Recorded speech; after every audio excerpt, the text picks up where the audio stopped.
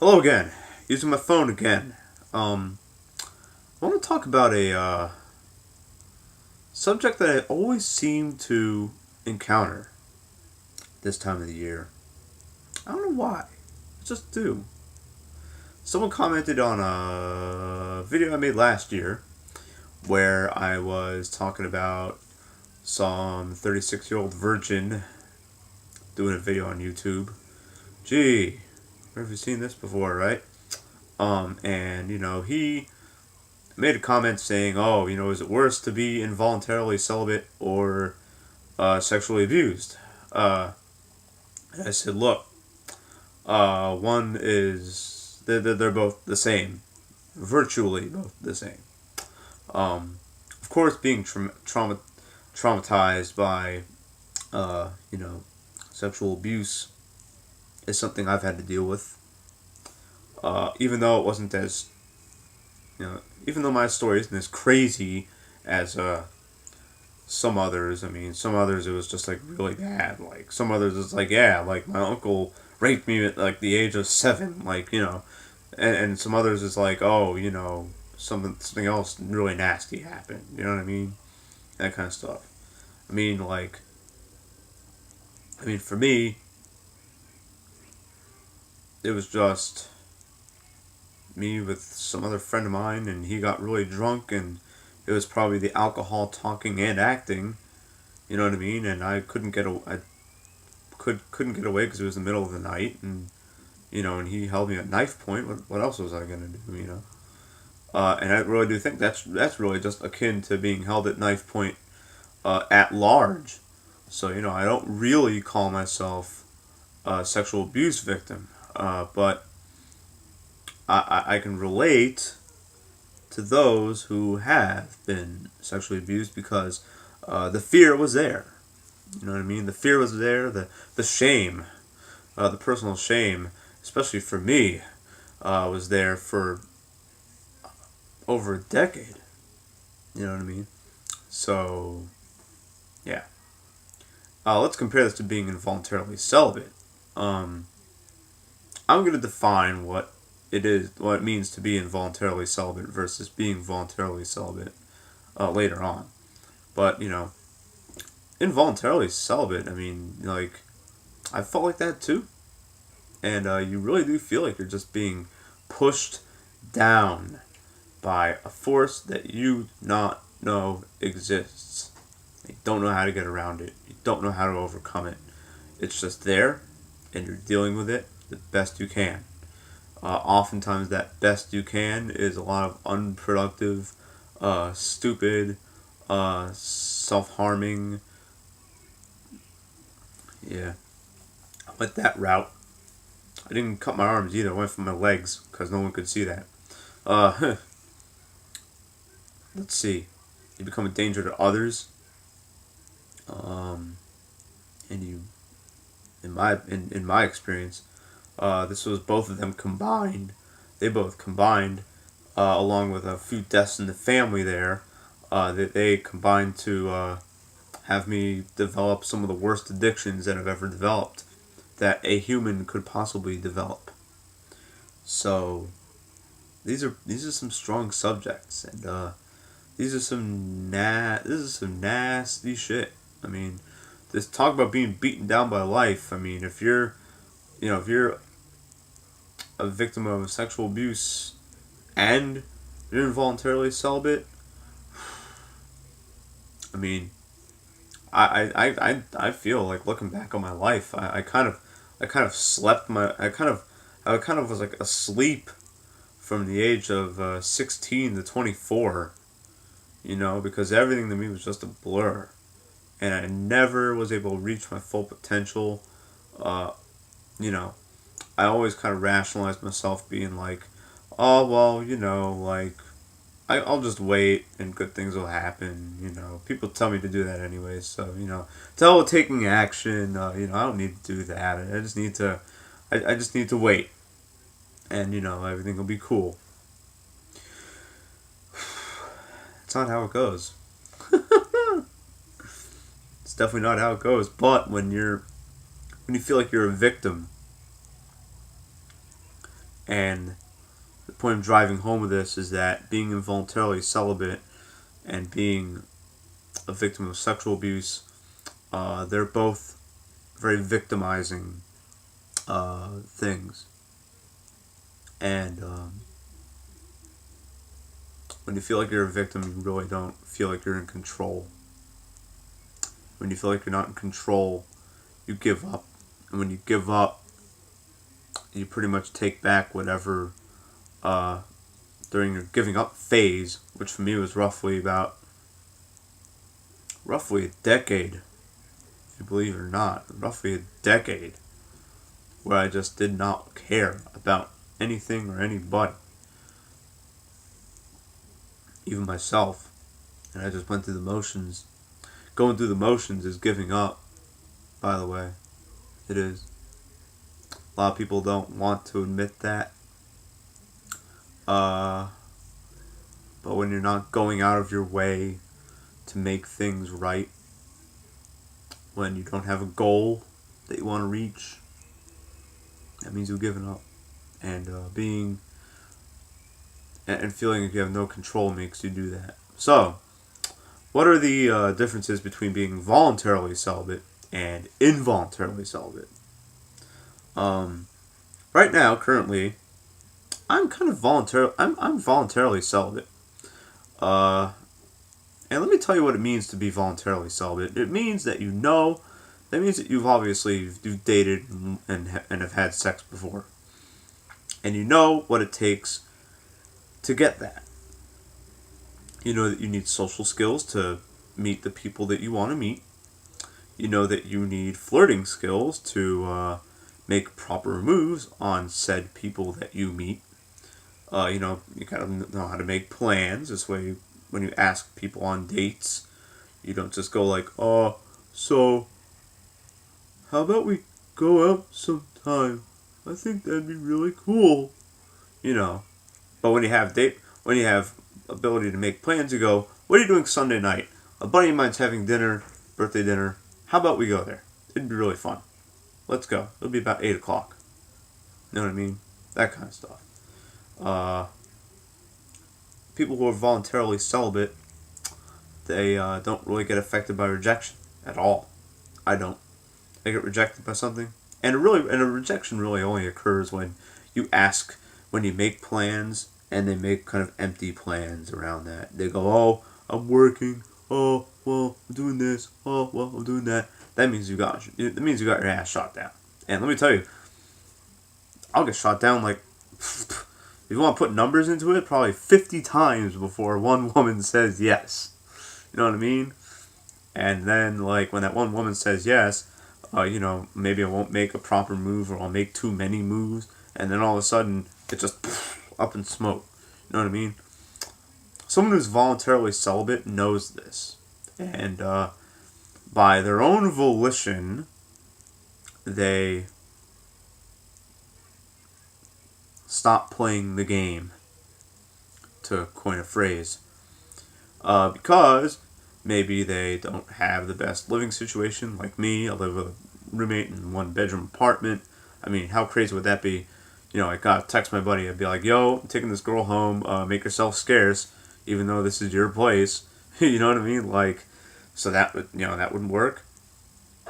Maybe you want to work more and make more money. So the money you save on dating is money that you're saving towards something bigger, that's what I'm doing. I'm trying to save up to go back to go back to school. So maybe I don't have time to date right now. You know what I mean? And they also practice their social skills and their flirting skills, just in case they want to get back into the game. I do this wherever I go. I always, if there's a woman I like to see, and I think she's really cool, I'll walk up to her and say hi, and I'll practice my skills. You know what I mean? And that kind of stuff. That kind of stuff never goes away, because if it goes away, you'll get rusty, right? So that's what and they know what it takes, obviously, to get dates and to get sex and to get intimacy and stuff like that. They know exactly what it takes. It takes patience. It takes effort. It takes good grooming skills. It takes all these things. You know what I mean? And they don't get needy. You know what I mean? Because there's always plenty of other people to date and many other people to love and stuff like that. Now, involuntarily celibate does not think this way. Uh, Another thing. Voluntarily celibate, um, we don't try to impress people with the people we date. We go, yeah, I'm with this, I'm with this person. I kind of like her. I might have sex with her, but I might not. I don't know. Maybe I'll just pleasure myself instead. You know what I mean? If you're voluntarily celibate, you don't care what other people think of you, even if they're close to you, because it's your body, it's your dating life, it's your love life, and who cares if someone says that it's not normal? You know what I mean? Like, one of my bowling buddies, he's like, man, like, you haven't had sex in a year and a half? Dude, like, I can't go a week and a half without having sex. And I go, that's because you're addicted to sex, pal. Okay? Like, it's a big difference between someone like me, who, I just kind of do my own thing. You know what I mean? I don't really care about what women I'm having sex with, because why would it ever matter unless I'm trying to start a family? Versus him, who is like, he needs to do it or else he doesn't feel right. You know what I mean? Like, that kind of stuff. So, yeah. And involuntarily celibate, and I used to be involuntarily celibate too, they break all those rules. They don't know what it takes to have a good love life. They don't know what it takes to develop any sex life. They don't have any social or flirting skills. They'll just be like, and they're needy. They like to fantasize about what kind of relationships they want, instead of actually going to get them. You know what I mean? And they look for partners as a way to escape, or they're trying to not feel left out because they have a sexual partner. That was the biggest thing for me. I remember saying back about a decade ago, and I never understood how creepy this was until I started saying it. Until I saw other people saying it, and then I'm like, holy shit, that is creepy as hell. As I used to say, I want a woman, whatever the fuck you want. I want a woman who will save me from myself.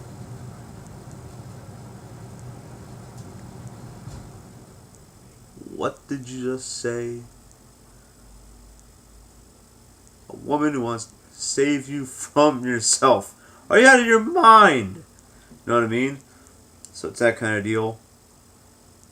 And I remember, like, when you're involuntarily celibate, you kind of you get into crushes a lot easier. I mean, a lot easier. Okay, especially when you're not talking to a lot of people, and that makes you needy. And then you depend on other people's reactions, and that kind of determines your self-esteem. Because when you're involuntarily celibate, you don't know what you're looking for, because you're so confused on how to get the love life that you want. You don't know what to do.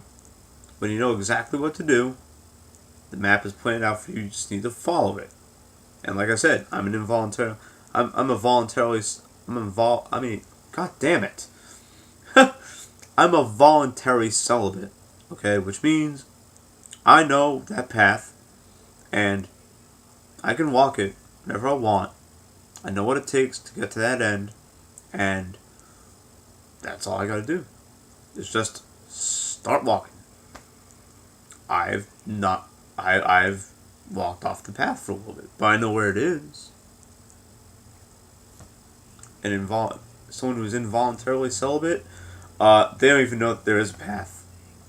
They just go, well, I want this person in my life because it would make me happy.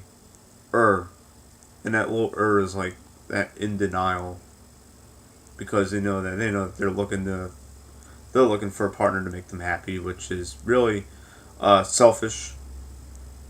Um, it's extremely it puts a lot of pressure on both the one who is pursuing and the one who is pursued. I ran into this several times when I was in my adolescence. Uh, so it ain't cool. It's not good for you, man. So yeah, that's my discussion on voluntarily celibate people and involuntarily celibate people. So to answer that guy's comment, um, I think that really being an involuntarily celibate person is it's just as soul crushing as being a victim of any kind of abuse or bullying or whatever. You don't know a way out, and